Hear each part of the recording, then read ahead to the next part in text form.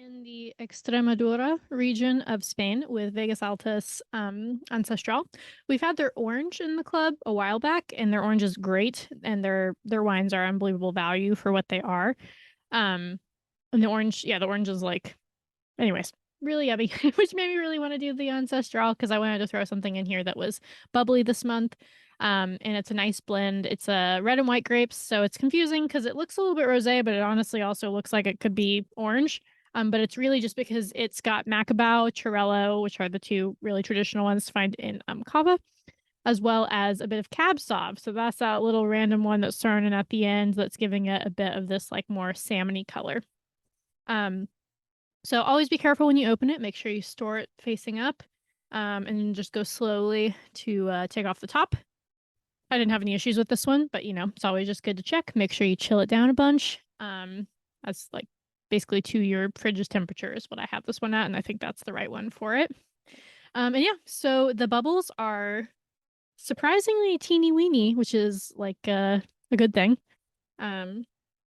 For it being such a value bottle. Also, it's a 2019, which is nice because it basically means that like this wine has had like some years on it. So that's going to probably give it some notes that we wouldn't get if it was, the most recent cava. Like normally a cava would have, well, this isn't cava, but in the same area, just similar grapes.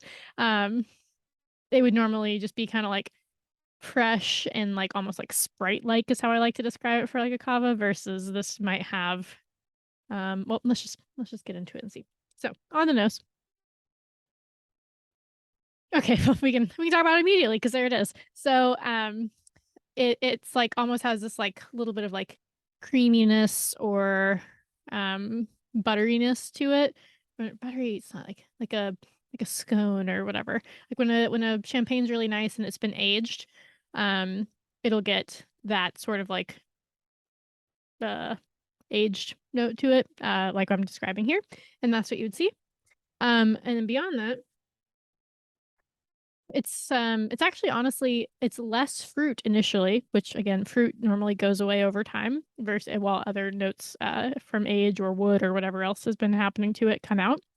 And so it has this like mineral note to it, a little bit of like it's like raspberries and like light cherries. But it's like I'm really having to search for that. It's not the most obvious initial thing, which is funny because those are those are red wine notes, right? They're not white wine notes. And like there's a little bit of like apples in here as well, but I would say that Cab Sauv is really really powerful out of those three grapes in here. So let's try it.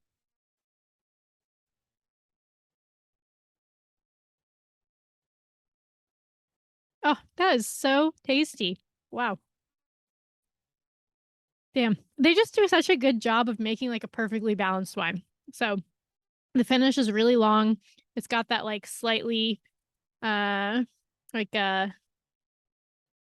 frothy feel which you want, but then also the finish feels like a little bit bready, like I talked about champagne style. But then initially it was super acidic, like perfect acidity for what it is and the amount of bubbles that you're getting. And yeah, there's just this like minerality there that's gorgeous. So for the price, this is like, wow. Bring this to your friends. This is one that like is perfect for a party because it's champagne-esque for way less and made naturally. So what more could you want? Enjoy.